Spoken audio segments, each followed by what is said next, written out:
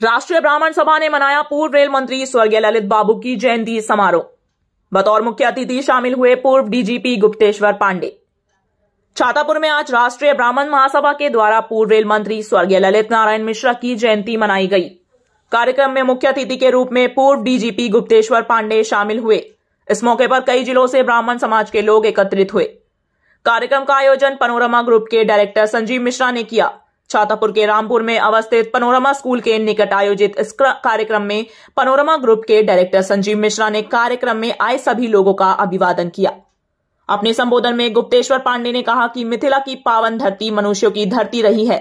आज मौका मिला तो विद्यापति की धरती, मंडन मिश्र की धरती को नमन करने आए हैं। उन्होंने कहा कि आज विप्र की स्थिति अत्यंत खराब है। हम किसी को दोष नहीं दे सकते, इसके लिए हम स्वयं जिम्मेदार हैं।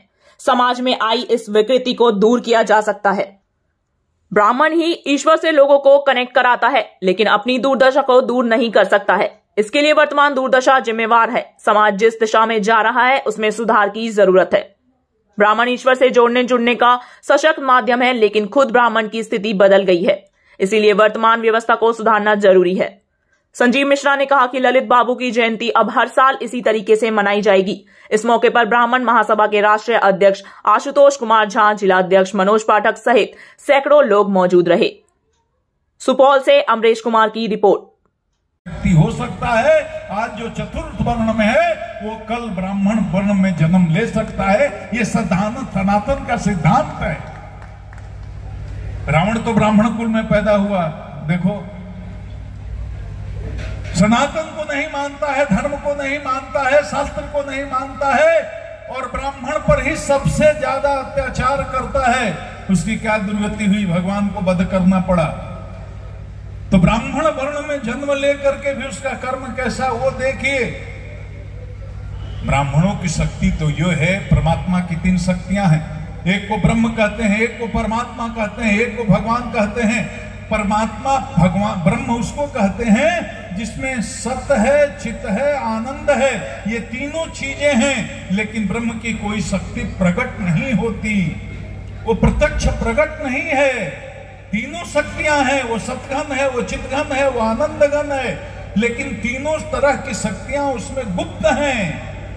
ये ब्रह्म किसी पर दया नहीं करता, किसी पर कृपा नहीं करता। ये करुणा निधान नहीं है। यह साक्षी मात्र है, यह दृष्टा मात्र है।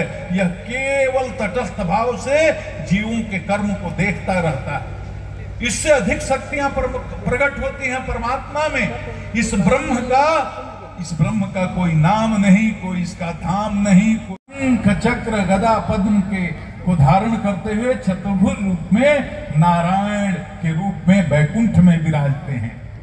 और सबसे अधिक शक्तियां जिसमें प्रकट होती हैं उसको कहते हैं भगवान। उसका नाम है, उसका रूप है, उसका गुण है, उसके धाम है, उसके जन हैं, उसकी लीला है, जिस लीला को गा करके भवसागर से भक्त लोग पार करते हैं, हमारे जैसे लोग। तो ब्रह्म को, परमात्मा को और भगवान के इस विज्ञान को जानने वाला, जीव को इस शिव से, जीव को ब्रह्म से जोड़ने वाला, जीव को परमात्मा से जोड़ने वाला, जीव को भगवान से जोड़ने वाला अगर कोई है, वह कोई शक्ति है तो वह विप्र है, वह ब्राह्मण है, क्योंकि वह विज्ञान केवल ब्राह्मण के पास है। जो जीव को, ये सनातन का विज्ञान है। इसलिए हमको ये समझना चाहिए आज क्या हो गया कि हमें रोना पड़ रहा है। आज क्या हो गया कि हम दया के पात्र हो गए हैं। क्या हो गया? कहीं ना कहीं मूल्यों का क्षरण हुआ है। ये मूल्यों का क्षरण युग के प्रभाव के कारण सब वर्णों में हुआ है। हमारे अंदर भी मूल्यों का क्षरण हुआ है। इसलिए जितनी बातें यहां कही गई सब ठीक हैं, सबको मानिए, सबको कीजिए, लेकिन मेरी एक प्रार्थना और स्वीकार कर लीजिए, अपने में, अपने समाज में मूल्यों के क्षरण को रोकिए। मूल्यों के क्षरण को रोकना बड़ा जरूरी है।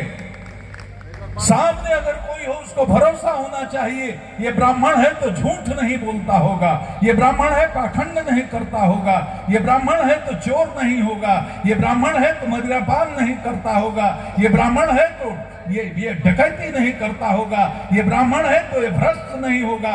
ये जिस दिन आस्था आप पैदा कर देंगे समाज के लोगों में, उसी दिन पूरा समाज आपके पैरों पर झुक जाएगा। क्लियर है कि ललित बाबू की शताब्दी अवतरण दिवस हम लोग मनाने के लिए एकत्रित हुए थे और उन्हें हम लोगों ने याद किया, उनको श्रद्धांजलि दी और उनके किए हुए सोचे हुए कार्यों को जो उन्होंने प्लानिंग की थी उस पर हम लोगों ने चर्चा की और हम लोगों ने अपील भी की है एक दूसरे से कि जो उनकी सोच थी, जो उनकी प्लानिंग थी, उस पर हम लोग आगे काम करें। क्या आगे भी हर वर्ष इसी तरह मनाया जाएगा?